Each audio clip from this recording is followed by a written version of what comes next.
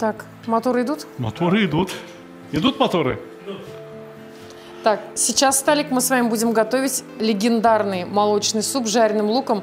Я, наверное, могу назвать его своим супом. Мне в детстве варила его бабушка. Она говорит, своим супом. Меня поставила, я 30 минут жарил лук. В предыдущем рецепте пирога с калиной. Пока она готовила пирог с калиной, я жарил лук для того, чтобы он получился вот такой прекрасный, золотистый.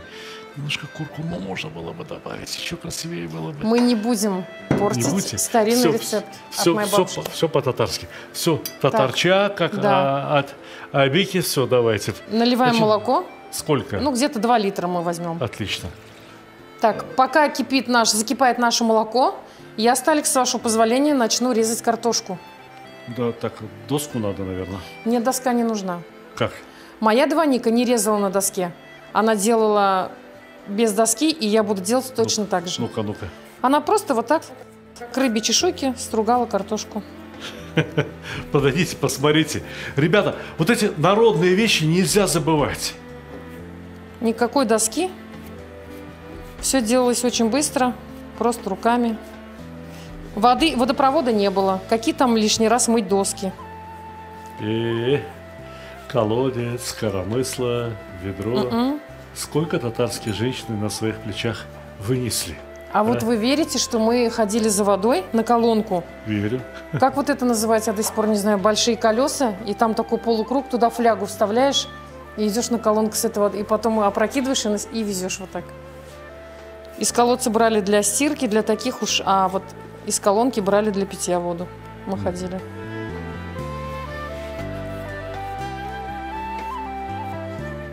Сталик, вы не хотите попробовать? Не хочу попробовать.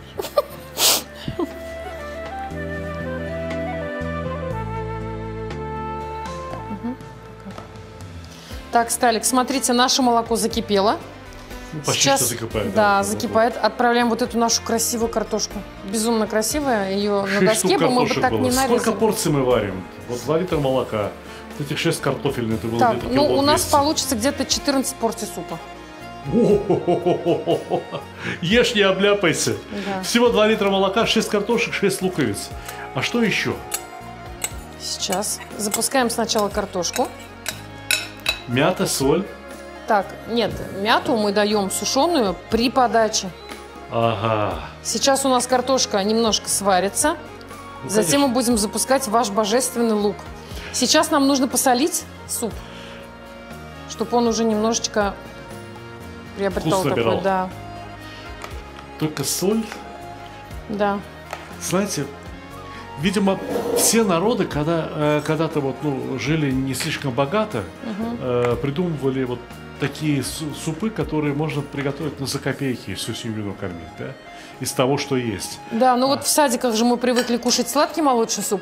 С лапшой? Да, но им же не наешься, Мне правильно? тоже готовили, не, я наедался. Ну вот Люблю. вообще сейчас, а вот здесь можно полноценно прям накормить людей, он жареным луком, он такой соленый, вкусный. Динара, а после того, как вот мы опустим этот лук сюда, еще чуть-чуть должно повариться, да? Но я вижу, что картошка уже почти готова, она ж тонко нарезанная была. Все, Понимаете? давайте запускайте Давай. лук, Сталик. А я буду помешивать. Вместе с маслом или без масла? Да, Там вот немножко прям масла кладите есть. как есть. А что, да. сытнее же будет, если с маслом? Конечно. Суть всех этих народных рецептов состоит в том, чтобы имеющимися дома продуктами накормить семью.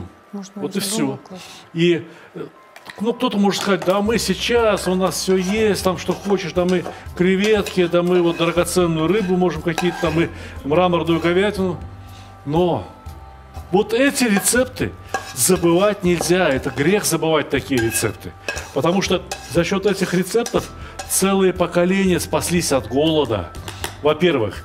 А во-вторых, но мне говорили люди, которые поели уже во всех лучших ресторанах России и, может быть, даже мира. Они говорили, что это настолько невероятно вкусный суп, что просто не веришь своим глазам. Как вот такое простое блюдо может быть настолько вкусным.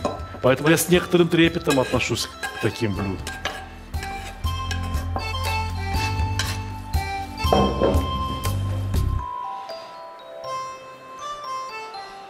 Я в следующий раз, если буду готовить для себя, извините, пожалуйста, я в рецепт вашей драгоценной бабушки Внесу небольшое изменение.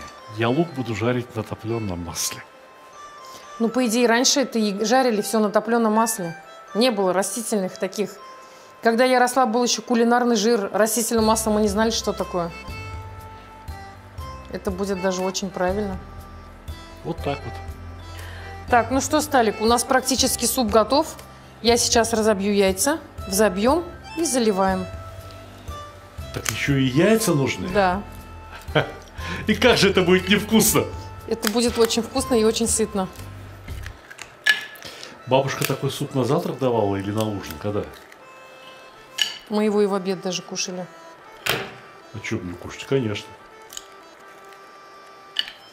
Так, сейчас яйца чуть-чуть забьем. Бабушка у нас сделала это вилкой. Венчиков тогда не было. Вилкой можно. Есть грузинский суп чехартма. Тоже так яйца добавляют. Да, там еще и лимонный сок. Ну, это там не молочное, конечно. Там еще и лимонный сок добавляется. И яйца приобретают совершенно особую консистенцию. Не загустевают. Давай. Закипела? Так, все, заливаем наши яички.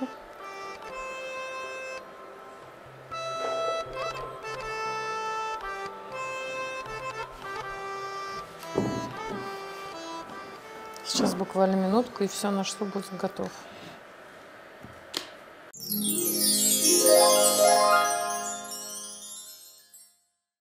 Скажешь им куры, они отвечают только домашние. Скажешь вот домашние, они говорят все равно комбикорм тот же самый. Приготовишь мясо, это заморозка, это очень дорого. Говядина резиновая, баранина фу, ну а свинина не халяль. Добавишь натуральный жир, у них поджелудочное, ожирение, печень, почки, легкое, все болит. Или вот возьмешь рыбу, а они говорят, это выращенное искусственное, в пруду нужна дикая. Вот вам дикая. А у нас такую не продают. Нальешь молоко, а они говорят, все из сои. Возьмешь сливочное масло, а они, это пальма. Вот домашнее масло. А это не по нашей зарплате. Размешаешь сахар, это вредно. Заменишь сахар натуральным медом, от нагрева натуральный мед превращается в яд. Приготовишь мясо с картошкой, такое сочетать нельзя, это не полезно. А уж если к мясу и картошке добавить макароны, от такого вообще умирают.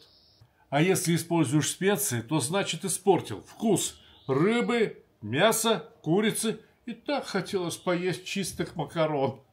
Крахмал – это химия. Кругом антибиотики, пестициды, гормоны и ГМО. Так каким же нектаром из фиалок питаются эти небожители? В каких безупречно экологически чистых полях они собирают свой корм? И самое главное, сколько лет они собираются прожить при таком правильном питании? 200, может быть 300? А для чего? Вот я снимаю свои видео и пишу книги ровно для того, чтобы у вас было хорошее настроение, чтобы дети запомнили отличную, вкусную еду и самое главное, чтобы у вас всегда был приятный аппетит.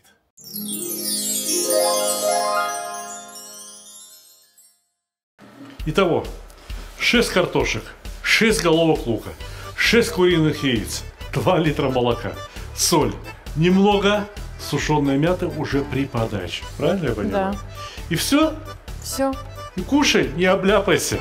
Ну что, если суп практически готов, то не грех бы его и подать. Но это не может быть невкусно, это не может быть не сытно. Да, это очень пахнет вкусно.